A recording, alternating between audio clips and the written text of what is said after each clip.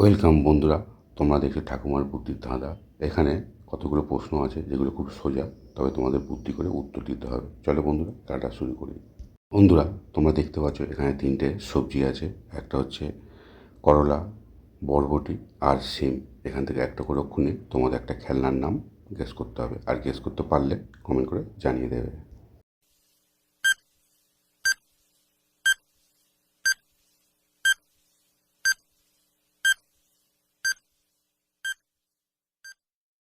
কি বন্ধুরা, তোমরা কি গেস করতে পারলে খেলনাটির নাম কী হবে? যদি গেস করে থাকো তাহলে অবশ্যই কমেন্ট করে জানিয়ে দাও। আর যারা এখনো গেস করতে পারেনি তাদের জন্য আমি উত্তরটা বলে দিচ্ছি। এখানে দেখো, করলা আছে, করলা থেকে লয়কার নিলাম। বরবটি আছে, বরবটি থেকে তয় সেই নিলাম। আর শিম আছে, শিম থেকে ম নিলাম। তিনটে মিলে কী হবে? লাটিম। বন্ধুরা, খেলনাটির নাম হবে লাটিম বা লাট্টু।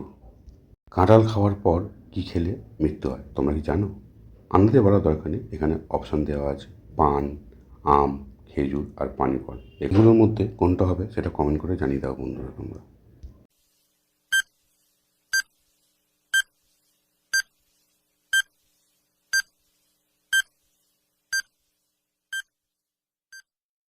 কি বন্ধুরা, তোমরা কি কমেন্ট করে জানিয়ে দিয়েছো?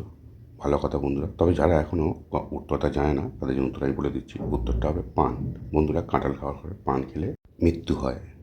বন্ধুরা, এবার কিন্তু একটা বাংলা শব্দ গেস করতে হবে। কী দিয়ে করবো? দেখো, এখানে স্ক্রিনে দেওয়া আছে আনারস আছে, আর আছে বাতাবি লেবু, আর এখানে হচ্ছে বিন কড়াই।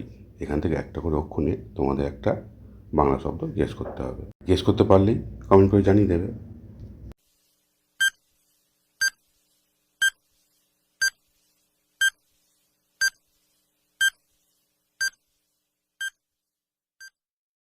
কি বন্ধুরা, সময় তো শেষ। তোমরা গেস করতে পেরেছো? গেস করতে পারলে কমেন্ট করে দাও, আর না পারলে কোনো ক্ষতি নেই, আমি উত্তরটা বলে দিচ্ছি। এখানে দেখো, আনারস আছে, আনারস থেকে দন্তস্বী নাও। বাতাবি লেবু আছে, সেখান থেকে বয়কার নিলাম।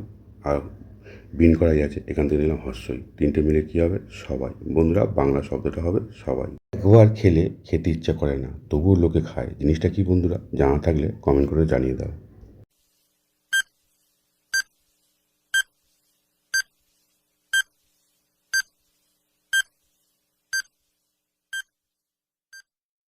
বন্ধুরা, তোমরা কি ভেবে পেলে উত্তরটা কী হবে? তোমরা যারা যারা ভাবতে পেরে সঠিক উত্তরটা, তারা অবশ্যই করে ভিডিওটা লাইক করে দাও। আর যারা এখনও পারোনি তাদের জন্য উত্তরটা বলে দিচ্ছি। উত্তরটা হবে মাছ। চলো এবার দেখে নিই শেষ ধাঁধা, সেখানে কী দেওয়া আছে আমরা একটু দেখে নিই।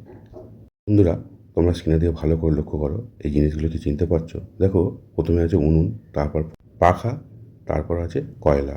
এই তিনটেই কিন্তু রান্না করার কাজে লাগে। এই কয়লা দিয়ে যখন উনুন ধরানো হয়, না ধরলে পাখা দিয়ে হাওয়া দিতে হয়। এই বন্ধুরা, আমাদের কাজ হবে এই তিনটে থেকে একটা করে অক্ষর নিয়ে একটা বাংলা শব্দ তৈরি করা। আর এর জন্য তোমরা সময় পাবে 10 সেকেন্ড।